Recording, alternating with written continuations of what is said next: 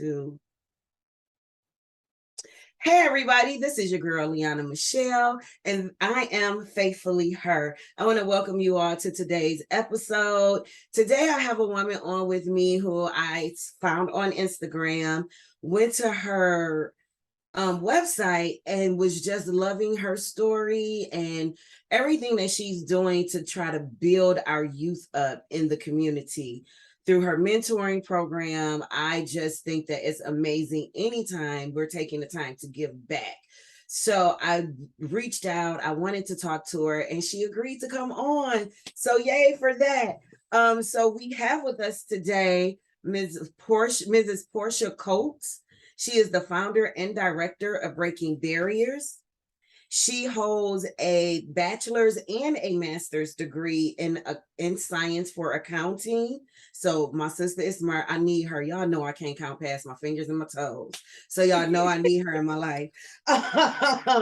She is also a vet. She has served her country protecting people like me. So for all of those things, we are just so grateful to have her give us a little bit of time today. So if you could, everybody, please put your hands together for Mrs. Porshe Colt. Hi, everyone. Hey, girl. How are you feeling today?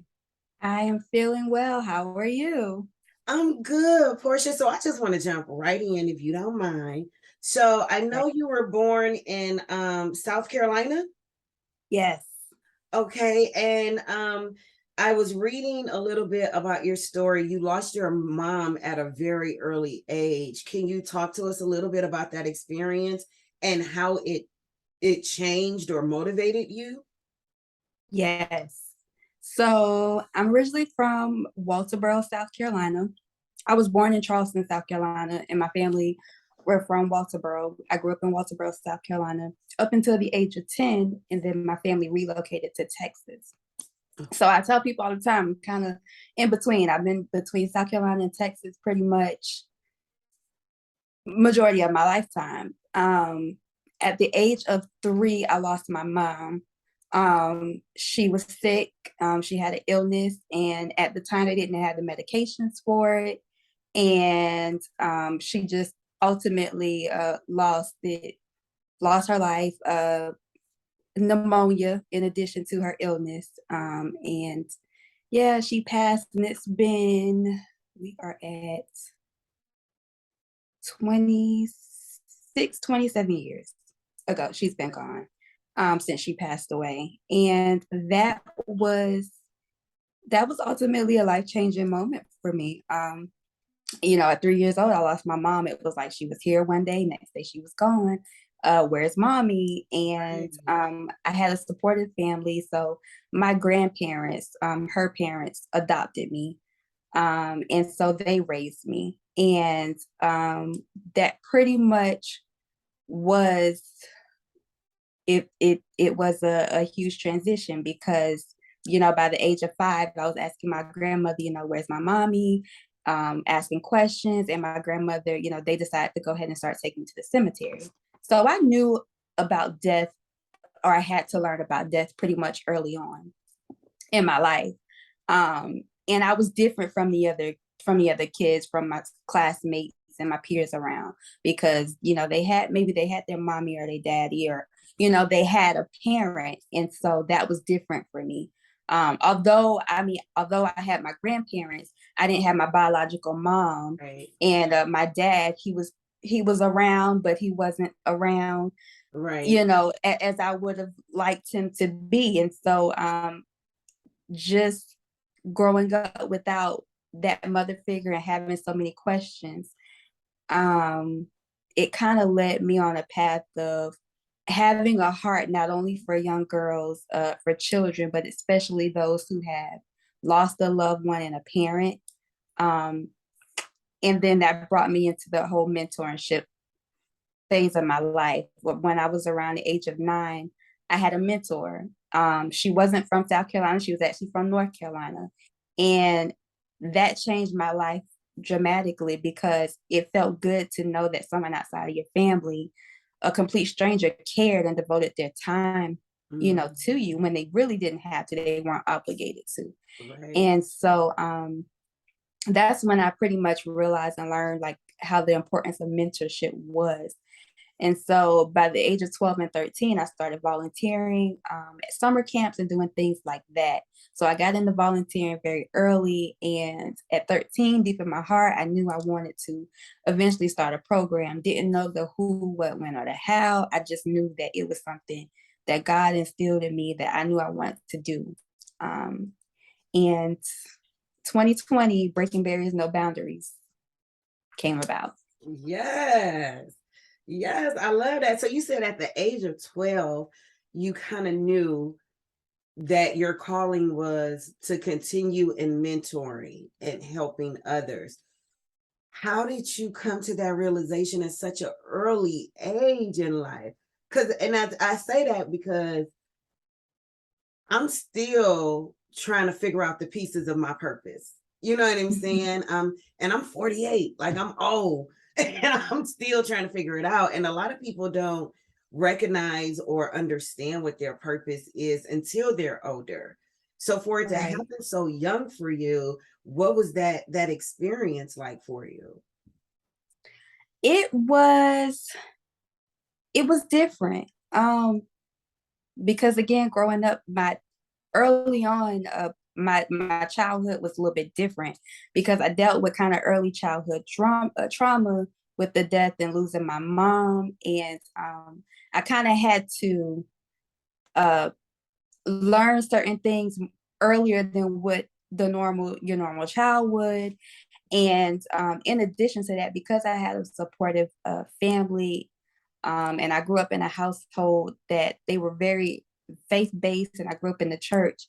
Um, my faith really grew at a young age. Like I really just had a connection with God and just started developing my relationship early on because that was important to me. Um, for me, I understood that although I didn't physically have my mother, um, I knew that I had God. Amen. And with that, I knew that I wasn't alone. Even though there were times I felt alone, I was never alone.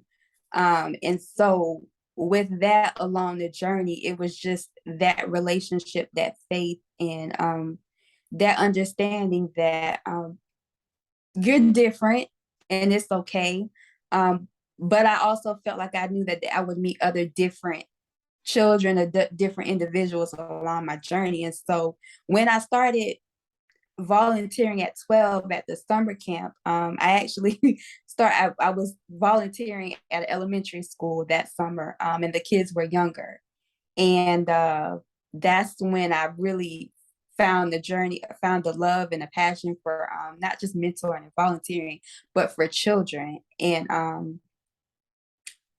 after that experience and just really sitting down and really just talking to God, okay, God, I feel this on my heart. Like what do you want me to do? And so I knew early on that I just mentoring program. I didn't know the who, was when, why. I just knew that at some point in my life I was going to work and I wanted to give back and work with youth. I just didn't know where that route was, what it looked like for me. I knew it would be different because as I got into high school, that's kind of where I started learning the love for accounting and finance, and that's kind of where accounting came in. So Okay. it was like, okay, she's in accounting, she loves accounting, and then I also do mentorship. So people are kind of like, how in the world did you get to that? But it started very early on with me, and it was just through my experiences and my faith, my own personal relationship with God, and just really honing in and really listening to the voice of God and really understanding that it doesn't matter what it looks like or what other people may look like or what they may tell you or how it feels. You really have to be obedient. Right. And as I got older, there were times that I was scared and I was shy and I didn't want to do it because I worried about what people would say, what they would think. There were times I just didn't feel like I was enough, or who is she to be in this position to be a mentor? Am I really worthy of it? And I am, and you are, and they are. So that was the moment for me. and just over time as my journey came and I actually became, an adult and started figuring things out and just journeying through my own life and different experiences. I just kind of knew that that was something that I had to do. I had to be obedient. There were times that I was disobedient, and I'm like, okay, there will come a time where you will surrender and say, yeah. I could kind of understand that because the one thing that you said that one of the things rather that you said that I can almost kind of relate to, you spoke on when you're talking about losing your mom and then how your family support and everything and your faith in God increased through that, and through that increased faith you found your purpose. I lost my mom in 2016, and I can honestly say, like, I grew up in church. My mother is from New Orleans, Louisiana, so we Southern Baptist people. My grandmother would have us in church almost every day. I remember our house was like across the street from the church. The church parking lot was our next door neighbor. You know what I'm saying? So we were at church like all the time. Yeah. Mm-hmm. But and even though I pray, you pray before you go to sleep, you pray over your meals, you pray in the morning, you pray. I don't think I ever really had a good connection or relationship with God. I knew who God was. I know who he is. I know what he does. I know the blessings and the love that he has for us. But as far as that personal relationship, I didn't have that until my mother died. It took me losing my support system, the only person that I know without a shadow of a doubt loved me and had my back. It took for me to lose that and feel lost and alone to revisit that. And one of the things my mother said to me before she passed, she before she had her last stroke, I remember her sitting me down and she said, listen, I need to go over these insurance policies and this and that with you. And at first I was like, I don't want to hear about that. You're not gonna die. I don't want to talk about it. And she was like, right, she was like, no, I need for you to really hear me, and she was so matter of fact and stern about it, it scared me enough to sit down. But in that conversation, she said, the one thing I need for you to do, baby, is have a relationship with God. And I said, because I will always go to her and be like, I need for you to pray and tell God I need this job. He listens to you. You know what I'm saying? Like, and she'd be like, Michelle, you could pray. And I'd be like, yeah, I prayed, but I know he listened to you. He don't be listening to me all right. You know what I'm saying? So she was just like, I need for you to have a relationship with God. I need for you to develop that. I need for you to invest in having a relationship with God, because he hears you and he wants you to hear him when he speaks to you and so forth. And that was like one of the last things she left me with before she had her last stroke that took her. So I think it's amazing how when you lose something like that, somebody that close and that personal to you, you know what I'm saying, how it can either destroy you or it can make you. Yes. And I love the fact that it made you. It took you further and deeper into church and faith and the word of God, and it made you a vessel for him. So I just want to applaud you for that, especially for being so young and having that insight and that wisdom. Because at 12, I was just playing with my Cabbage Patch doll. I was like, I think I was still playing dolls too. We were 12. Right. 12. But for you to take that's a big thing, a big revelation in my head. It is to be able to go to God and say, okay, God, I like doing this, and this is and to feel that purpose within your heart and your spirit. And so I just commend that. I think that is wonderful. And I always say, I wish I was smarter back then. I wish I was smarter like then. When I was younger, I wish I had the brain with that, I have now, because maybe I could have tapped into what my purpose was a little bit sooner and, consistently working towards it. Another thing that you said too that struck a chord was when you said that you sometimes would struggle with whether or not you were worthy. Mm-hmm. That I think is something that we struggle with on a daily basis. Especially for me, sometimes I'm afraid to be happy because I feel like if I'm Yeah. too happy, the Too other, happy, yeah, something else is gonna come up, and it's just gonna be that's right, it. It'll right. change. Flip of a script.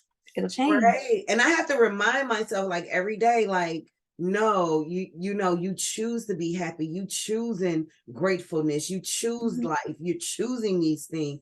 And it's okay to choose happiness. It's okay to live in a place of peace and happiness.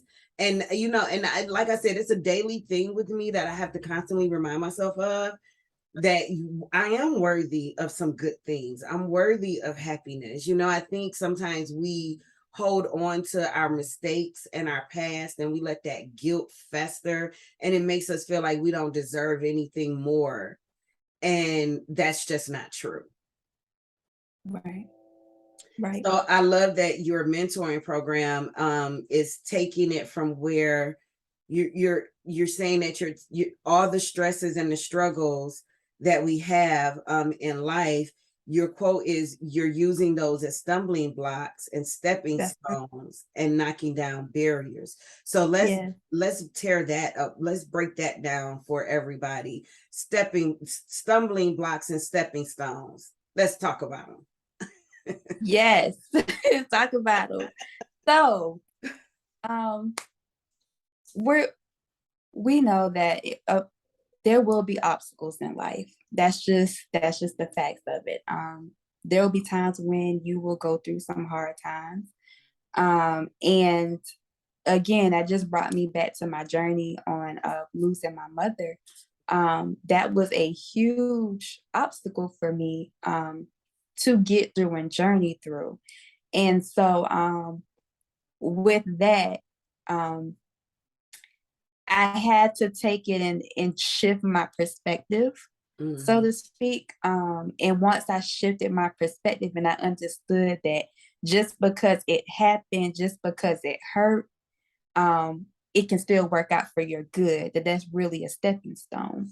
Mhm. And there were many, many obstacles that came my way, just even when it came from dealing with bullying in school, just different struggles in college, and then eventually like joining the military. There are different various obstacles that you will go through in your life, and you just have to get to a point where you realize they're stepping stones.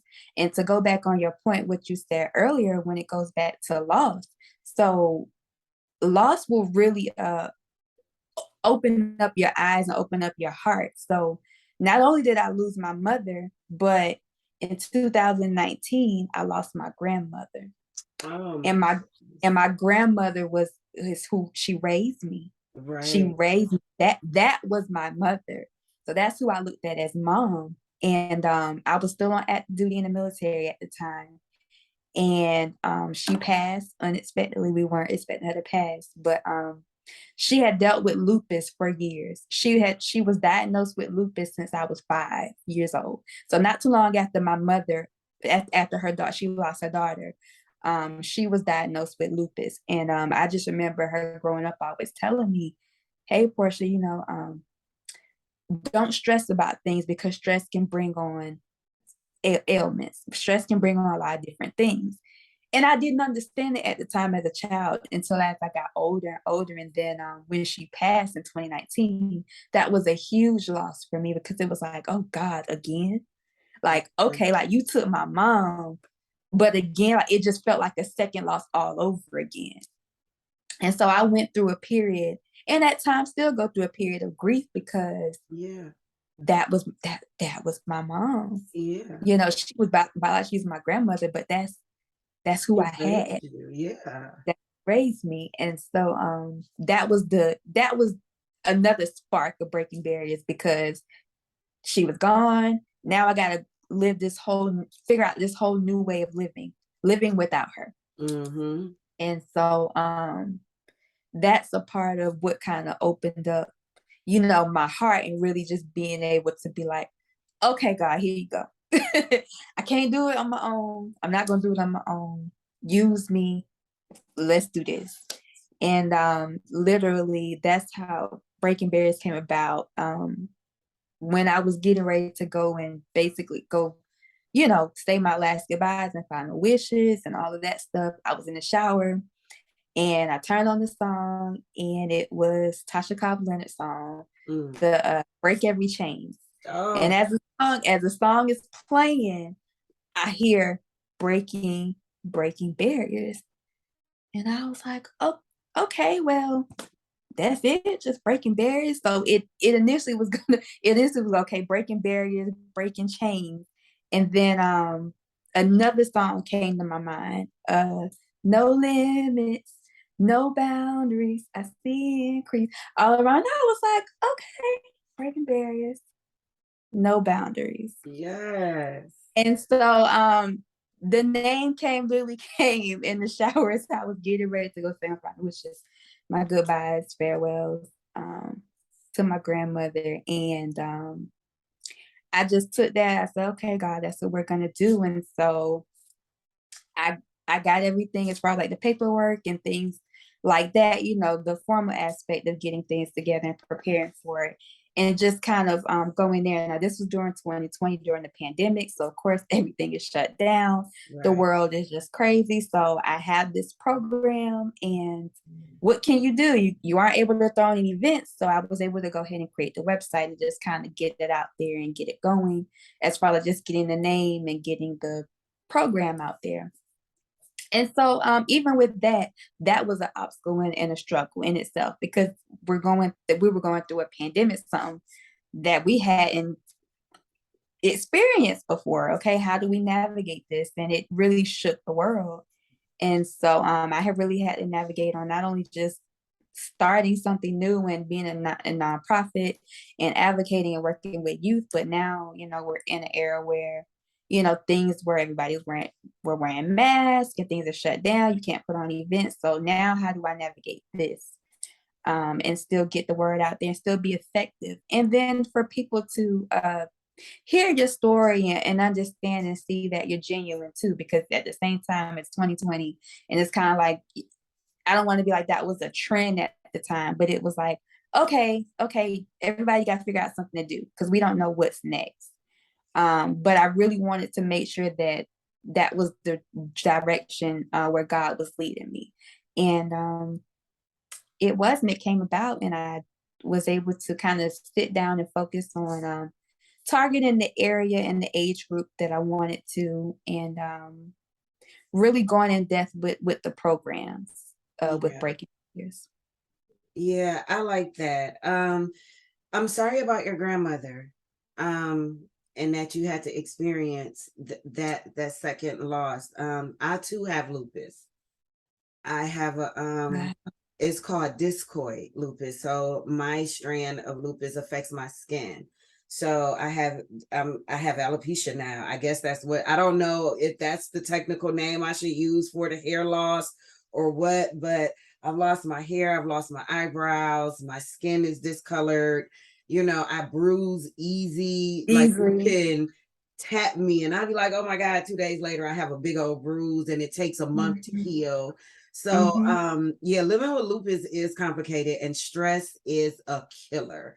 And I've had to learn how to not stress over things I can't change. I just read something that was like you can't stress over your friends' situations and other people's Yes. situations and lives Mm-hmm. and the things that they're doing or not doing. You can only really focus on yourself. You can't change, like you have no power over the way another person acts, responds, the things that they say, the things that they do.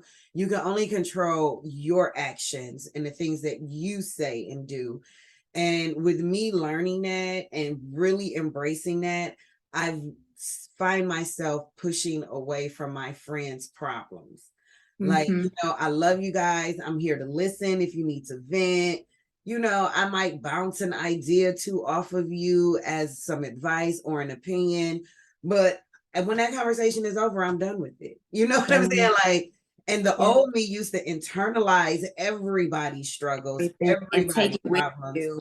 Take Yeah. it with me. I'd be at home trying to figure it out for them. And I'm Mhm. sending them information and on things that can help and programs that can help and this and that.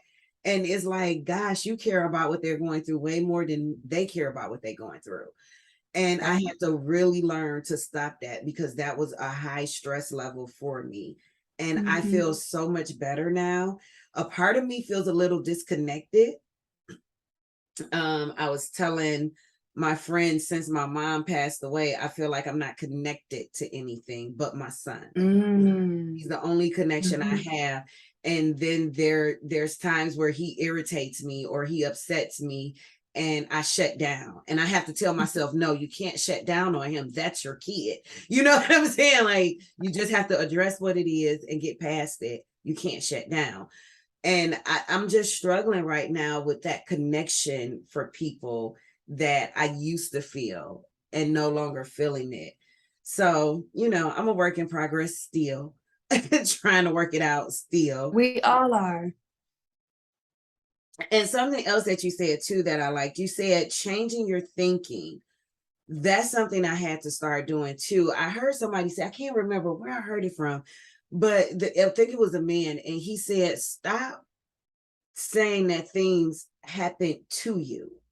Instead of looking at it as, oh, why is this happening to me? Why is this happening to me? Stand back and ask the question, God, what do you want me to learn from this?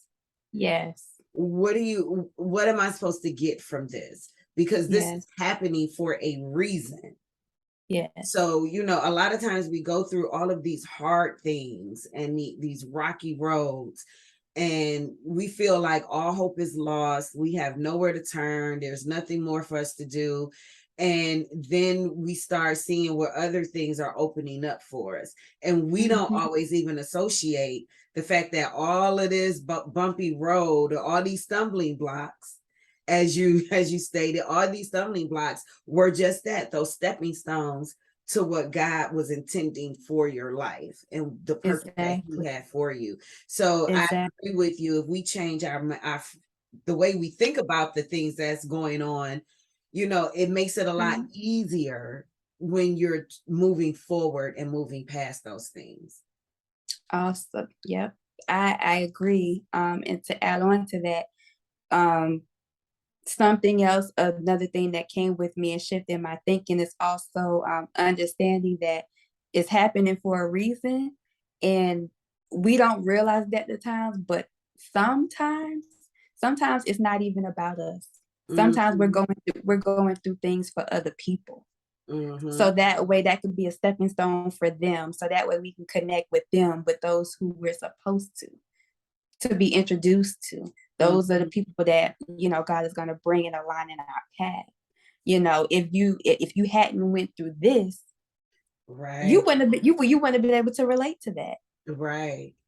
You wouldn't have been able to relate. You wouldn't have been able to identify, or you may not have been able to help or assist in the way that God intended for you to. Not to say that it wouldn't have happened, but certain things just have to take place um, in order for you to get an understanding, to get experience, and to really um, go in that direction where God is actually leading you to. And here you go. Mm-hmm. There were things that came about that when I was younger, in the back of my mind, I was like, oh, that'll never be me. Oh, I would never do that. Right. Hmm, hmm. Yes, yes. You ain't Ask gonna me, tell me. ask me now. Hmm. I remember saying that, like, seeing a domestic violence situation, and I remember saying, "Oh my God, I would never let a man hit me." And Mm, lo and behold, like a year later, who was in an abusive relationship? You know what I'm saying? Like, and was in that relationship for like almost 2 years. it wasn't gonna be. And getting dragged down the stairs, getting slapped, and like, and you know what I'm saying? It took like a real harsh day for me to be like, okay, I just can't keep doing this because I can't keep hiding the bruises. I can't keep Right. covering this up. So at some point, something has to give. So I definitely agree with you. We do tend to say that, like, oh, that'll never be me. And then you go through those situations. But as you were saying, when you do go through those situations, you stated like we don't always even realize that it's for somebody else. It's for it's and you're right, because if I hadn't gone through a lot of the things that I've gone through, I wouldn't have that level of empathy for others. Right. I wouldn't be able, I wouldn't have met you today. And a lot of the other wonderful women that I've met just on this platform in the past year or so. You know what I'm saying? I wouldn't be, a finalist in the Miss Voluptuous pageant. I wouldn't be invited to the Women of Color brunches. I wouldn't be doing any of the amazing things that God has blessed me with at this stage in life if I wouldn't have gone through what I went through to get me here. You So was I agree. it was always there. Yeah, and you Always said there. something too. I do remember when I was younger, like I used to love Matlock. And I know that might sound crazy. I know it sounds crazy. Everybody can laugh, get your giggle on. Yes, even to this day, I love Matlock. If it come on TV, I'm there. Like, come on, Matlock, let's start this crime. Like, I love Matlock. So I can remember being younger saying, I want to do what Matlock does. I want to I wanted to be an attorney. I wanted to do what Matlock does, but I wanted to always work with kids. My thing was because I was adopted as well. My mother adopted me when I was 4 weeks old. So Wow. I always wanted to give back. I always felt Yes. like she saved my life. Yes. She took in a stranger, an orphan kid that nobody wanted, and she raised me like I was hers. And even though we had our struggles as mom and daughter, and some family little craziness or whatever, at the end of the day, she was my net. She was Yeah. my safety net. She always caught me. She never let me fall. She would cuss me out and beat me, but she was always there to make sure I didn't hit that ground, and Right. I always said I wanted to give back to some children. I wanted to do for some children what my mother did for me. I wanted to be able to give them that sense of love and care that my mother Yeah. gave. And now here I am. I'm not an attorney, but I'm a behavioral therapist. And Wow. I work with children in the autistic community. I work with families. Mm. And when I tell you it's the best thing I've ever done in my life, like I absolutely love what I do. I get up in the morning and I'm singing big block songs. like I'm just it's a great job. You know what I'm saying? I get to go to work and see these little faces every day, and I get to give them that love and that support and that care as they're journeying through their thing and learning how to learning how to speak, learning how to do this, learning how to do that. And just to see their growth and the sparkle in their eyes just gives me so much joy. And when you see the parents who are now happier because they can now communicate with their children, that child. Yeah. The things that was chaotic before, therapy entered the picture are no longer as chaotic as they were. And they see those chaotic moments decreasing. So when you look at the parents' faces and the parents is like, oh my God, my kid ate with a spoon today. Something as simple as them being able to feed themselves with a spoon or whatever is like a major thing. And when you see that joy, it gives you joy. So no, I'm not Matlock, but I am still helping the babies. So I That's guess right. even then, I guess I had a idea, or maybe even not even knowing that was the purpose. Mm-hmm. Just maybe an inkling of this is what I want to do. I want to do something that's going to help children. And even throughout that process of growing up, I was the one who would find the stray cat and bring it home, find the hurt puppy and bring it home. Mm-hmm. A friend who needed a place to stay, you could come live with us, and my mother would be like, "Would you stop bringing all this stuff into my house?" But she never turned anybody away. She never turned anything away. So if I showed up and was like, "Ma, I met this girl at school today and I don't really know her, but she said she don't have no place to live," And my mother would be like, this is a complete stranger and you just bringing her to the house. And my mother would be like, all right, well, you could take that room, go get the baby some clean towels. And this, she would never turn anybody out. So I think that kind of just helped to cultivate that love for helping people and just wanting to be a light in somebody's life, Yes. So how did we end up in the Army, sis? And what was that Ooh. experience like, girl? I let me tell you, God. Okay. Obedience. Truly, I didn't intend on going into the military at all whatsoever. Didn't cross my mind. I had already graduated college. I was already working in my accounting job.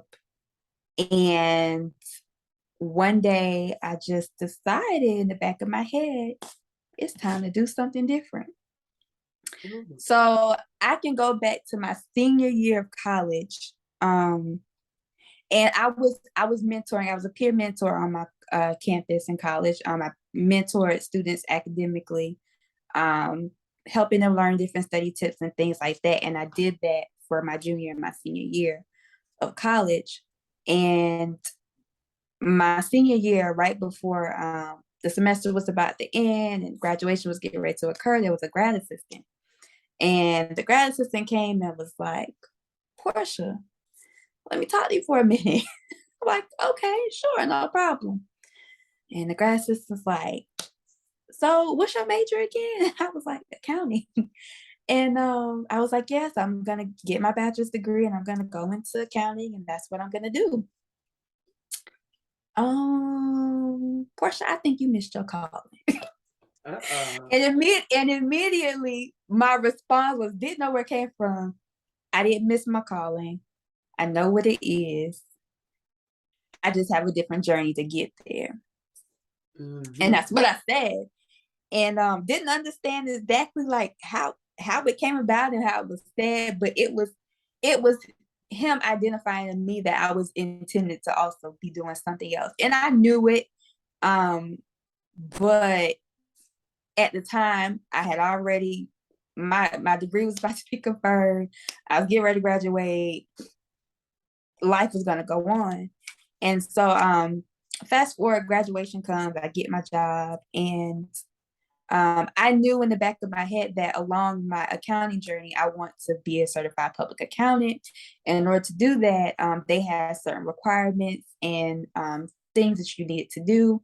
And so it ultimately landed where I would need to either go back to school and get my master's degree, and just do something else.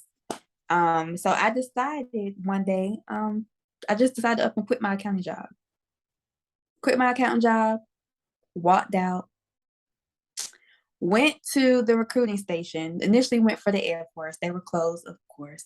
And next door was the Army recruiter.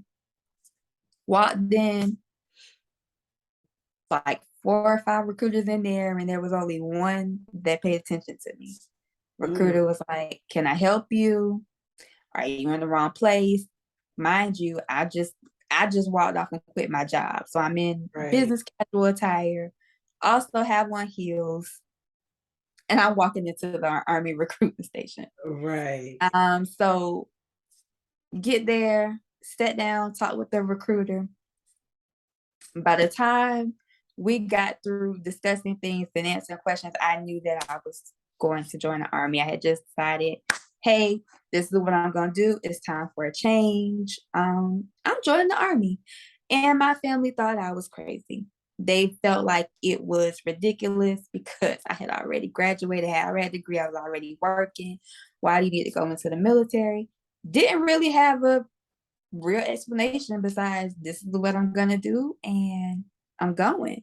And so that was my first like really huge decision that I made and when I mean on my own, I really felt like despite what anybody said, what anybody thought, I felt like, all right, God, we're going to do this. I don't know where this is going to lead me to, but here we go. And so the interesting thing about it was I did not, when I joined the military, the MOS, or the job that I selected or was able to select and choose was not finance. It was human resources. So people were like, okay, you got this degree, but now you're going to HR. So little did I know what that was going to do in that journey for me. So yeah, I joined the military, made it through basic training, got to my first duty station. They sent me to Texas, go figure. So now I'm going back to Texas.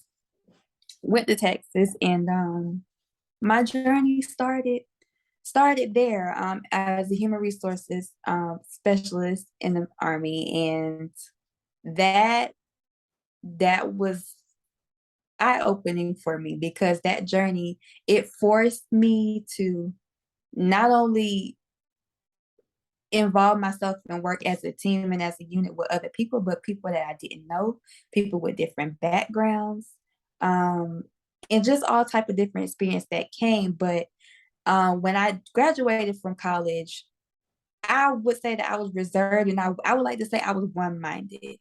But when I joined the military, it kind of opened my eyes and it forced me to interact and deal with other people.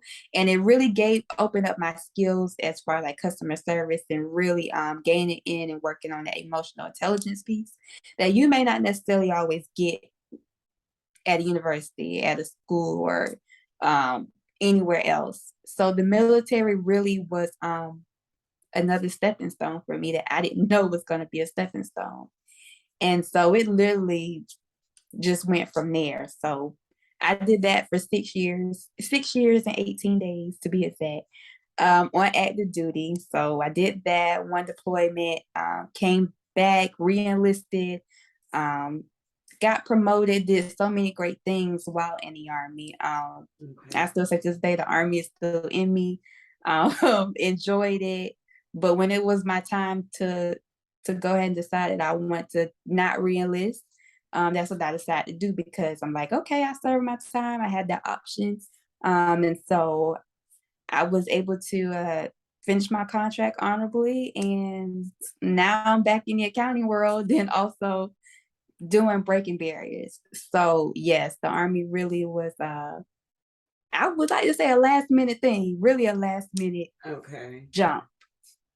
So, two questions. I know you received your did you take your master's courses while in the Army or once you got out? Because you have your master's now, right? Oh yes. Oh, I took my master courses on deployment while I was deployed. Oh wow. Yes. Okay. So my unit we were deployed for 1 year. We also had a split mission. So part of my unit, my company, was in one country and the other half was in another country.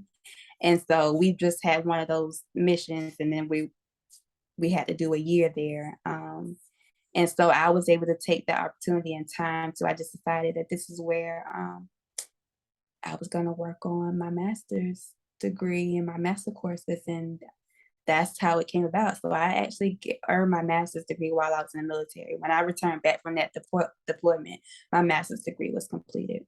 Yes. So okay, and another thing about the Army, and then we can move on.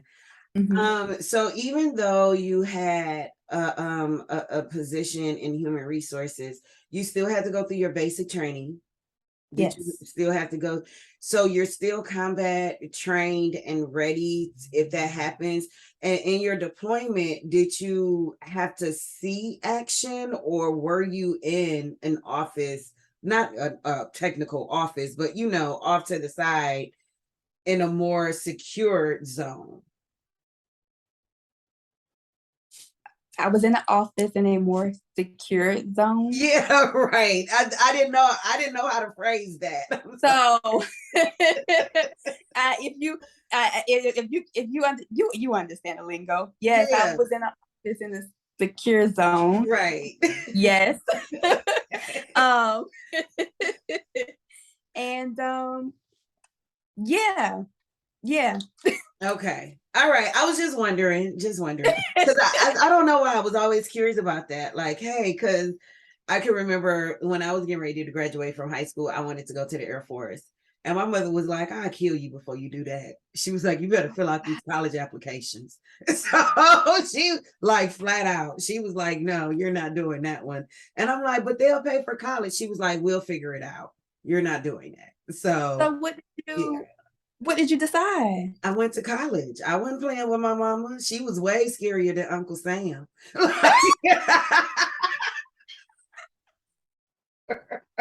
And I had to live with her. I don't have to live with Uncle Sam.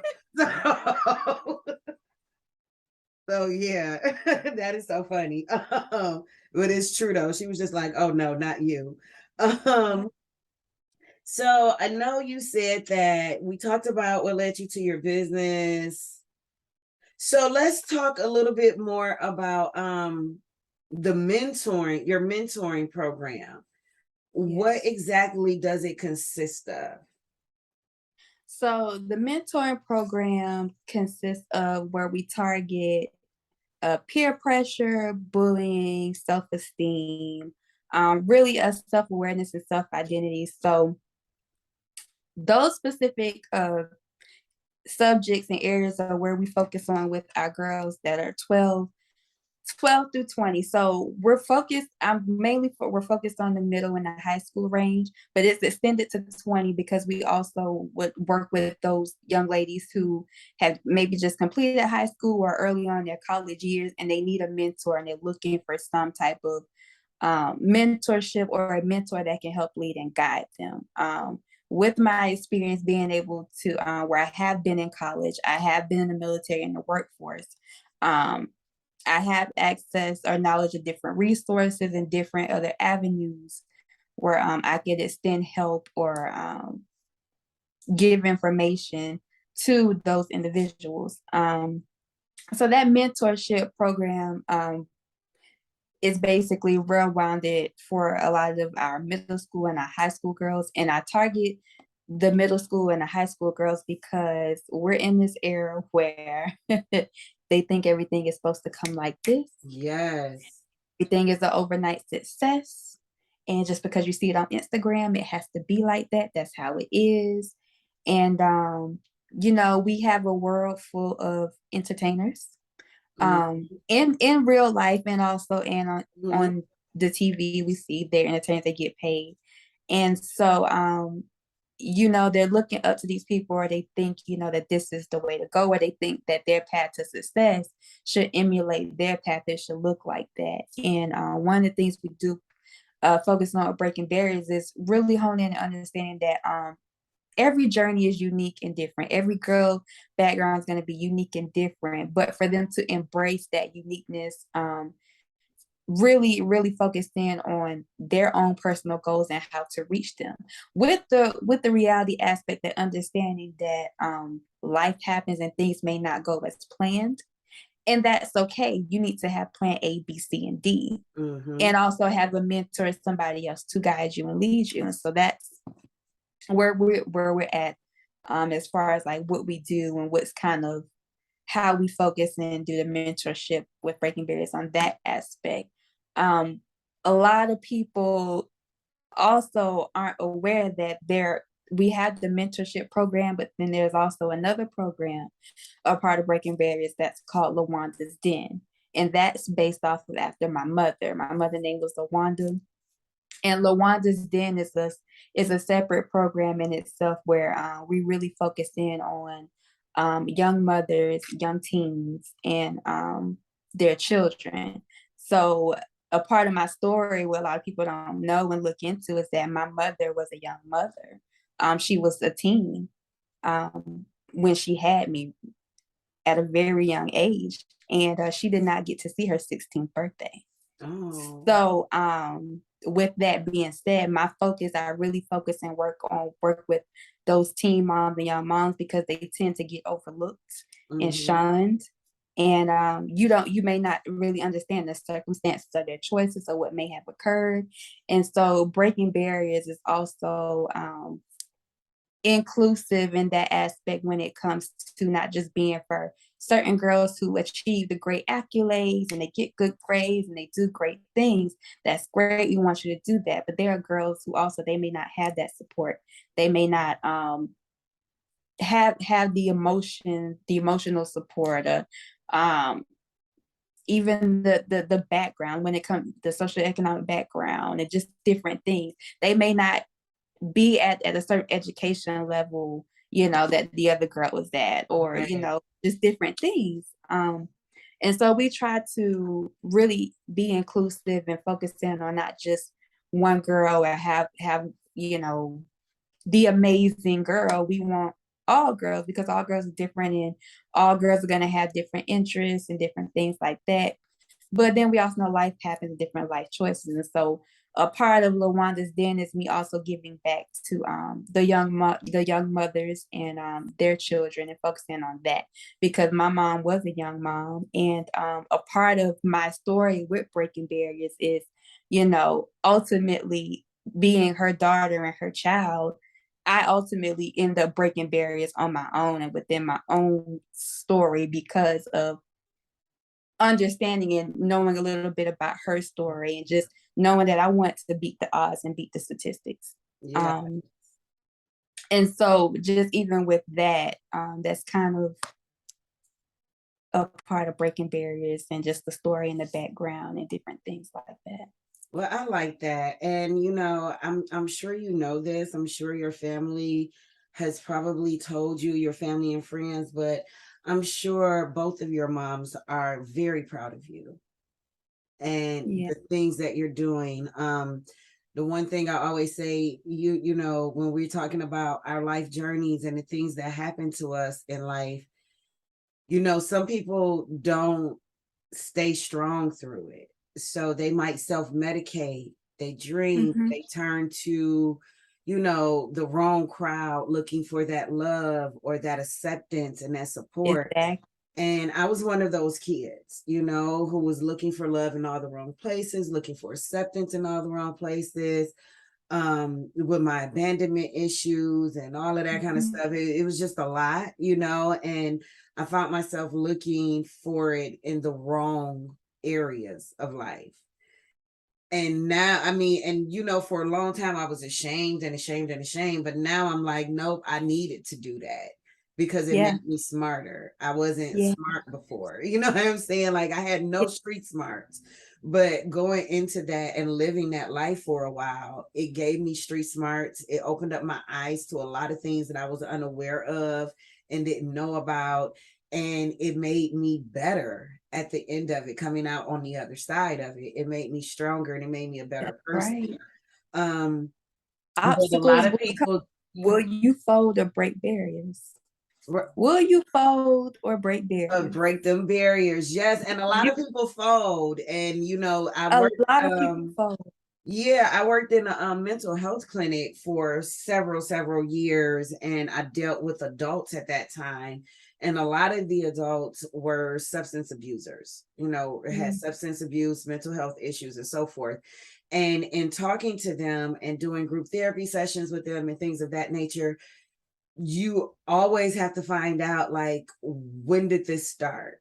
When did that first drink come Mm-hmm. that led to all these other drinks? Oh, I'm so sorry. That led to all of the other drinks and so forth. And it was always something that happened in their childhood that triggered it.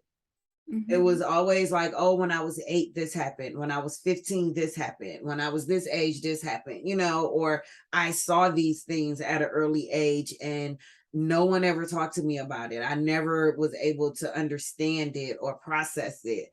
And the only way to forget it was to drink that drink, smoke that smoke, get that needle, do Yep. this or that. Or I was, you hear the stories of I was raped and passed around and from Mm-hmm. foster home to foster home and constantly physically abused. And now I don't see worth in myself outside of my body, so that's why I use it to make the little money I do make. You hear those type Yeah. of stories. And when you are actually in a situation where your personal journey, because that's something that you said that I love too, everybody's journey is unique. but there is a semblance somewhere amongst all of us Somewhere. that connects us. You know what I'm Yes. saying? So although my journey didn't lead me to be a sex worker, I understand how you got there because maybe I was also sexually assaulted when I was young. Just because I didn't go that route doesn't mean that I can't understand where you are. And meeting you where you are right here and right now, where do you want to go from here? And let's see Right. what we can do to help you get there. You know what I'm saying? And I think that changes the tones of conversations that I've come to learn, well, especially when you're dealing with adults with mental health issues or substance abuse. Because if you come in there like this, they're going to automatically shut you down. But if you Yes. go in there open and you say, hey, listen, been there, I get it. So why don't you tell me where you are? And let's go from here, and then they're a little bit more open and able to express themselves with you and put that out there on the table. And then I think a lot of times in that situation, they begin to determine whether or not they want to change during that conversation. Because I've had Right. clients sit there, and once we got to the heart and the meat of it, and they like, but you know what? When I think about it, Liana, I kind of like it. And I'm like, hey, if you like it, I love it. You know what I'm saying? Like, it's your life. I'm not here to tell you how to live it. But if you want to do something better, I'm here to help you with that. But it's up to you. You have to make your own decisions. So I think working with children is a lot easier a little bit because they're more spongy. Yeah. You know what I'm Definitely. saying? They soak in the information. And even if you don't know it in the moment, their actions will start showing you that they were listening. Showing. Yeah, yeah. And that's what I love about the That's baby. right. That's what I love. So do You you hold we think they are workshops? paying attention, but they are. Yeah, right, right. They and I tell my parents that too when I'm working with their kids. I always tell my parents, like, I'm teaching them how to imitate sound and imitate movement and imitate certain things. So watch what you're saying around them. And when you're doing something, walk them through those steps. So because they're going to be imitating you. And I have a little lady now, she imitates everything. Oh my God, you cannot sneeze because she gonna imitate the sneeze. She gonna imitate everything. You gotta watch what you say, like, because she's just gonna echo it and repeat it and imitate you. So I always have to tell her parents, like, watch yourself around her because she's picking up on things and she's imitating those things. And then when I get with her, she's doing those things and I'm like, where did you learn that? When did you start doing that? You know what I'm saying? But it's because she's watching you and now she's imitating it. And even though you don't think she is, she is. And I can even remember with my son, like when my son was younger, I would give him what I would call a pocket of wisdom, a little pocket full of wisdom. So I would tell him something. I'd be like, hey, just stick this in your back pocket. You might need it one day. And it would just be information. It could be always wear a condom. It could be anything, you know what I'm saying? But it's just Right. information that I'm giving you that you might need that one day. And I would think that he wouldn't be listening and that he's like, oh, she always preaching or she always trying to tell me. You know how kids can be. They always think we're nagging. But now he's 27. And when we have our conversation, he now gives me those same pockets of wisdom. Wow. He'll be like, Ma, remember you told me blah, blah, blah, blah, blah. He like, now think about your situation. Don't that fit? And I'm like, dang it, you right. Like, okay, let me take my own advice. I'm Let me information go in back. my pocketbook and pull out this book of wisdom and scroll back through a couple of chapters. Yeah. So, and it makes me feel good though, because I'm like, oh my God, he was listening. He was paying attention.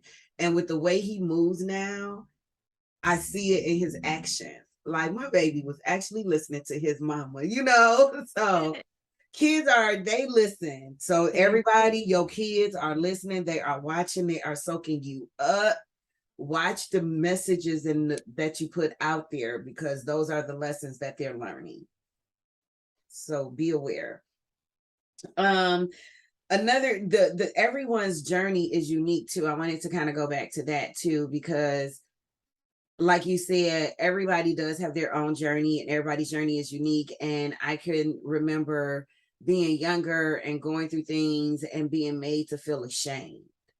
Like, oh, don't tell nobody. You're not gonna have friends if people know this. Or Mm. you know, don't tell, if the little boys know this, they're not gonna want you. You're gonna be damaged, or this or that. And all those things that would make me feel ashamed of my journey. And now that I'm older and I'm in this platform and I'm talking to people in my age group, people younger than me, some people older, and I'm listening to their stories, and I'm like, oh my God, I was told to be quiet. I was told to be ashamed of that. You know what I'm saying? Like, but we was all doing it. We were all experiencing some of the same things, going through the same things, and we were not talking to each other because somebody was telling us that it was embarrassing and that it was shameful and that it shouldn't be brought to the light. We shouldn't talk about it. But what if we could have sat down and had that conversation with each other? We probably could have helped each other through a whole lot of crap, you know? Oh, definitely. Definitely. So, and I say that to say, don't be ashamed of your journey. Don't be ashamed of your tribulations, your stepping stones, your potholes, your don't be ashamed of any of those things because they're building you for something. Yes. It's building you for something. Don't be ashamed of it. And another reason not to be ashamed of it and to be okay with speaking your truth about it is because you never know what the person right next door is dealing with. They probably going through the same thing you going through, and nobody in neither house is talking about it. You know, that old saying, what happens in my house stays in my house. So nobody is talking about what's happening in the household, but we're all going through something that does Right. need to be discussed.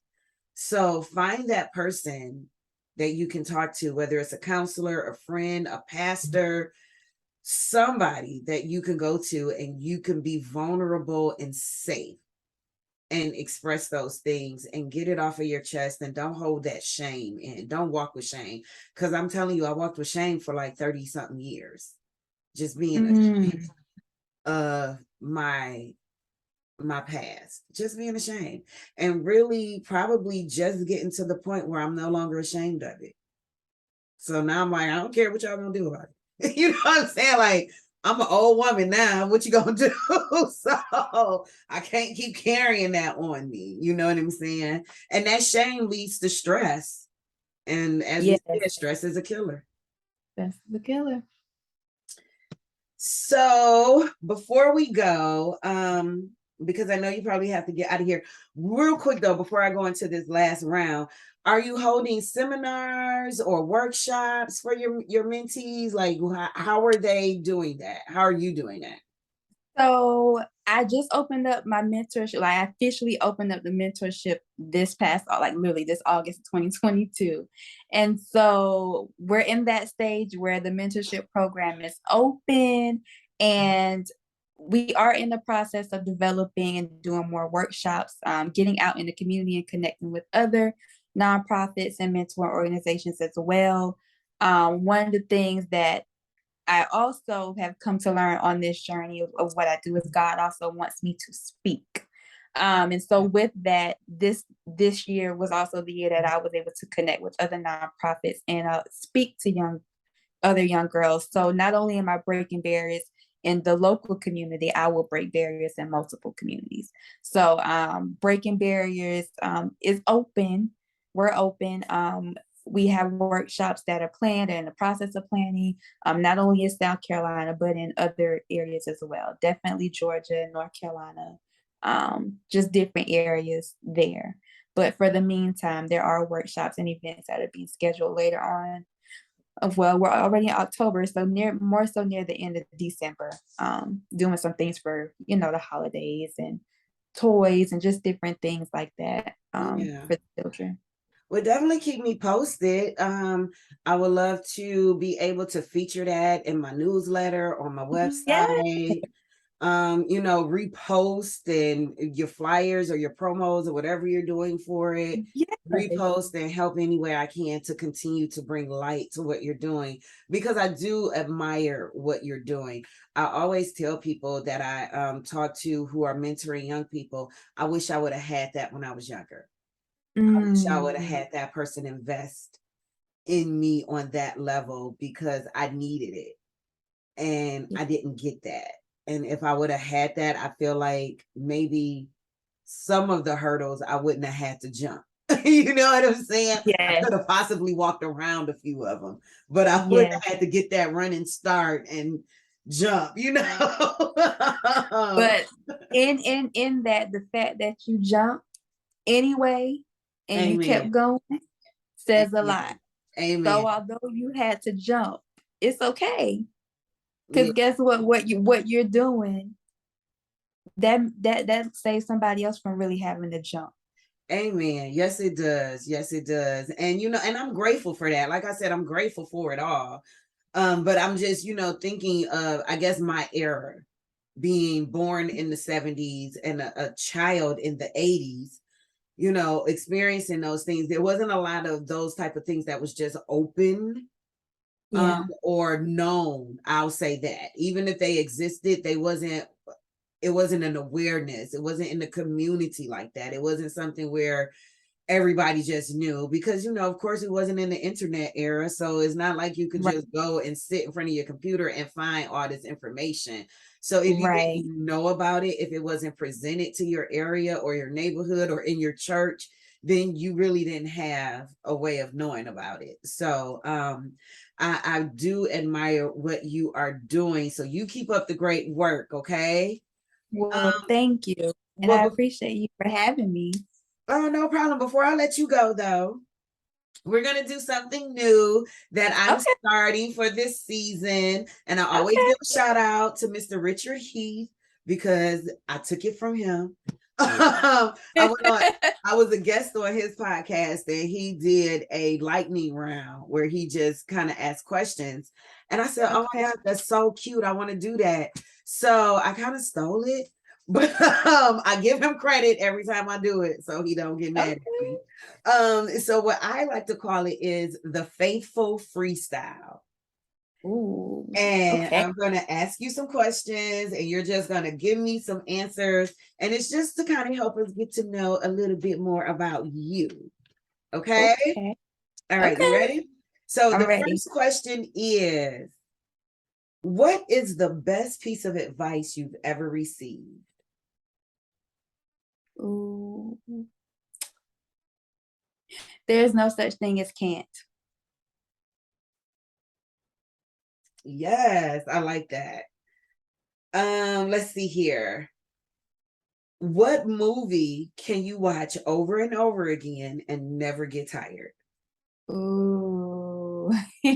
Save the Last Dance. Oh. Save the Last Dance. Okay, I like that. Let's see here. Oh, I don't know if you're, well, you know what? I'm gonna ask you this one. If you were an animal, what animal would you be and why? A giraffe. And because I love their long necks, it's my favorite animal. Okay, all right. And you could eat from the trees up above. You like that Yeah. is above all the Above BS. all, exactly, It's exactly. above it Yes. all. See, you Yes. see. Yes. I like that. Give me 3 words that your friends would use to describe you.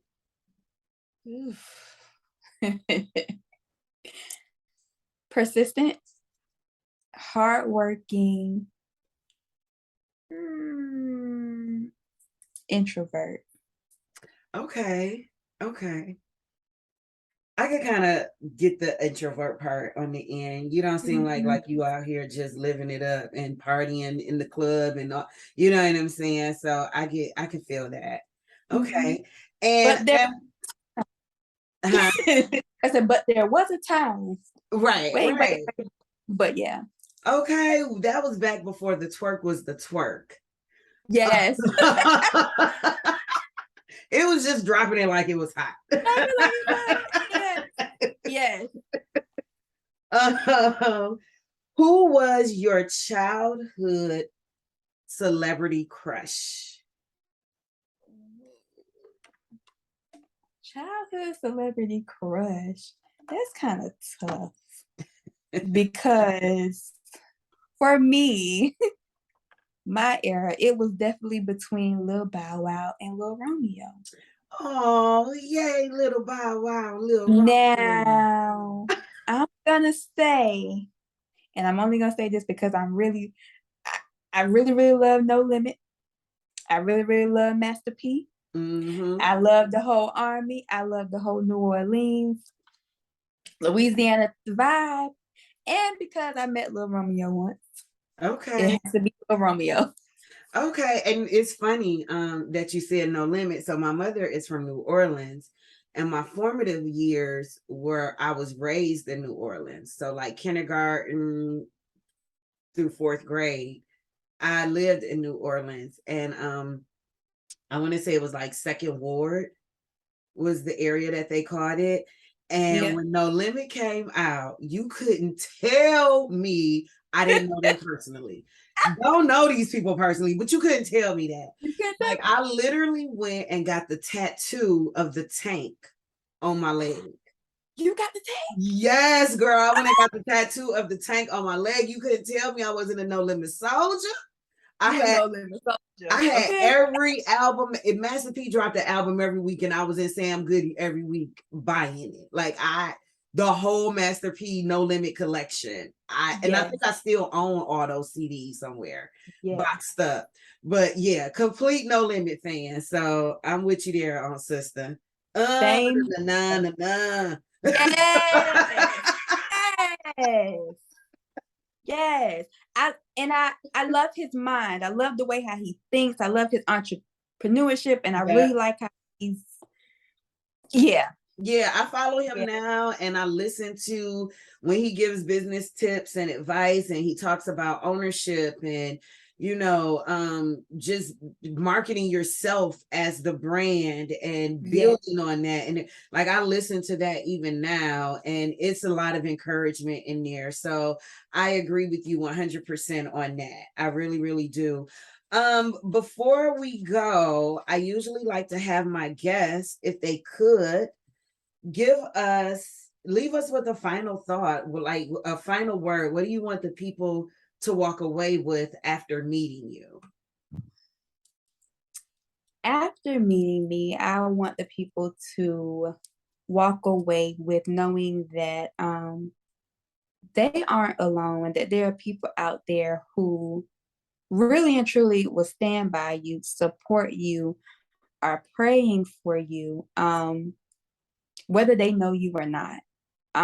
Someone is really, really interceding and really praying on your behalf, regardless of where you may be at on your journey. Along the way on my journey, there were times when, I didn't know, things were going to work out. I would just pray and hope. And even though I was so fierce and I knew God, it was just like, back of my mind, I'm just like, well, is it really going to happen, God? There was even a sense of doubt. But after meeting me, I just hope that someone will know that even in your sense of doubt and in your walking on your journey, no matter what it looks like, that the barriers will be broken. It may not happen today. It may not happen tomorrow, but barriers will be broken. And I just want to leave people with knowing that it's going to happen. It will happen. It's happening now. You just got to get there. You just got to shift your mind, look at things from a different light and get there and really understand who you are and whose you are. And once you get to that, there's nothing that no one else can tell you, or that the lies of the enemy can come and really move you. Right. And while you were speaking, that the thought that came into my head, and I don't know the scripture off the top of my head, but it's the scripture that says, sorrow or weeping weeping is only for the night, but joy comes in the Joy morning. comes in the morning. Yeah, joy comes in the morning. So, and the other saying is darkest before it's dawn. So yeah, when you're in it, it's dark, you're crying, you're sad, you don't know what to do, you're confused, you're lost, you feel hopeless. But if you hold on to your faith and you stay in the pocket, I always tell people, stay in the pocket, stay in the pocket. Don't fall, like keep moving, stay in it. Yeah. And you'll start seeing those little breaks of light coming through. And Yes. that's the sunshine. The light will come. You just have to stay with it, stay with it, stay with it. As hard as it is, and I know it's easier said than done, but if you just hold on, that light will break through that darkness and you will be able to come out on the other side whole, a whole person, a stronger person, a wiser person, and a person with the strength to move forward and do what God has, but all of that was preparing you to do, because Yes. all of that darkness is preparation. And as my good sister here stated, if we change our way of thinking, we'll be able to embrace the preparation process. Yes. And that's the hard part, right? Embracing the preparation. Like, oh Lord, I gotta embrace this. like just give it to me, Jesus. But right, because it doesn't feel good. It doesn't right. feel good. Why I gotta struggle? Why I gotta do this? Why I gotta do that? Why not? Right. And I always tell people life wasn't designed to be easy. Oh, And the thing about life is it comes for everybody. If you woke up this morning with a breath in your body, you thank God and know that life is coming for you. So yes. you have to be really, really secure in your faith and your relationship with God. You have to be really secure with who you are as an individual and what you stand on and what you're trying to build or accomplish or do, and stay focused and steadfast in that. So that way, when things are thrown at you, when life does come for you, you have a source of strength to help you through that. You have a source of strength to help you break the barriers, right? Yeah. Yeah. And then you exactly. see those stumbling blocks as the stepping stones that Stepping they stone. are. See, sis, I got it. That's right. You got it. Well said. It's Yes, I done. got it. Yes, see, look what you did for me in this hour. You have helped me already in this hour. So I can imagine the help that you're giving to these young women. And if you are in need of mentorship, reach out to Breaking Barriers. I will have all of her information in the description box. So if you click on the description box, you'll be able to see a brief little bio on who she is as an individual, her company, and then there will be a link to her website where you can go to her website, click on mentor, and you can complete the mentorship form, submit that form, and get yourself a mentor. 12 to 20, if you have a child at home and maybe your child is struggling, maybe she's being bullied at school and she doesn't know how to handle it. Maybe she struggles in communicating with not only you, but her peers as well. Maybe you're seeing signs where she is exhibiting low self-esteem. She's not having that belief in herself the way you may think she should. And if you're doing everything you can as a parent, but it's not working. Well, let's get her to a mentor, someone who could connect with her that's not mom and dad. Because sometimes they don't want to listen to mom and dad, because mom and dad, all we do is preach, right? Clean your room, wash the dishes, do the laundry, so they don't want to listen to you. So let's get them to somebody that they can connect with, that they can identify with, and that is willing to invest time into the things that they need to help them grow whole. Okay, so reach out to my sister here. She is doing amazing things in her community and for all of our babies. And I'm all about doing whatever we can to save the babies. Thank you so much, Porsche, for coming on. I really appreciate you. Thank you for having me. Thank you. No, and whenever you want to come back, just call me, girl. Come on. Okay. Oh, Okay, will do. whenever you want to come back, like, hey girl, I got time on Friday. I'll be like, okay. So we'll make it happen. All right. We will make it happen. Yes, to all of my faithfully hers out there, I just want you guys to know that I love you. I thank you and appreciate you for spending this time with us today. And as always, show up, show out, and shine, shine, shine. May God bless you. Have a great week. Bye.